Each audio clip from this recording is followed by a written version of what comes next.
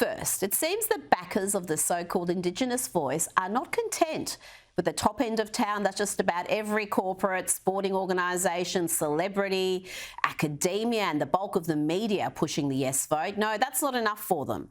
They want to fortify the referendum by using taxpayer money to push their agenda. If you've passed a TV or radio in recent days, chances are you've seen or heard commercials that are meant to be impartial and purely information-based, but are nothing of the sort.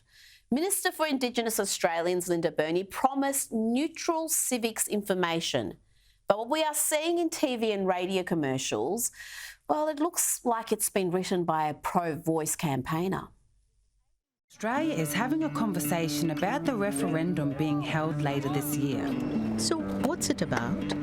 It's about whether we should change the Constitution to recognise the First Peoples of Australia by setting up an Aboriginal and Torres Strait Islander voice.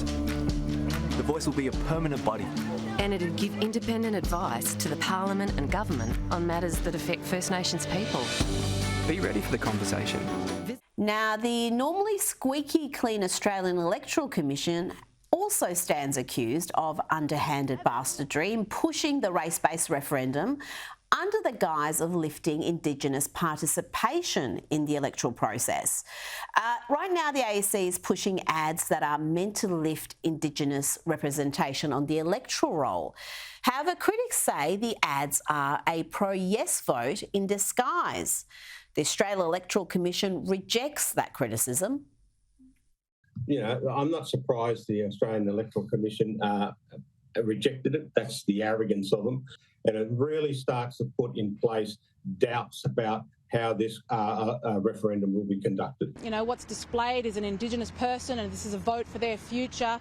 That would suggest to me it leans toward one side. I mean, you know, an everyday Australian would look at that and think that particular way. So, yes, I do share the same concerns as Warren Mundine. There's particular concern surrounding the AEC's use of the slogan, "Our vote, our future," which many consider too close to the messaging being pushed by the Yes campaign. Now, it was 3 weeks ago on Sky News when this issue was first raised when I interviewed Senator Matt Canavan, who called on the AEC to immediately pull their ads. They've made a massive error here and they should pull this ad immediately. Notice the Yes campaign also launched their ad this week, and I don't know if it's just an amazing coincidence, but they used the language in their ad, the Yes campaign, that they want Indigenous people to have a real say in their future. Very similar to the Our Voice, Our Future, Our Vote, Our Future, slogan of the AEC. So, look, maybe that's just a coincidence, but regardless, there's enough smoke here to indicate that this fire should be put out by the AEC and the ad should be pulled.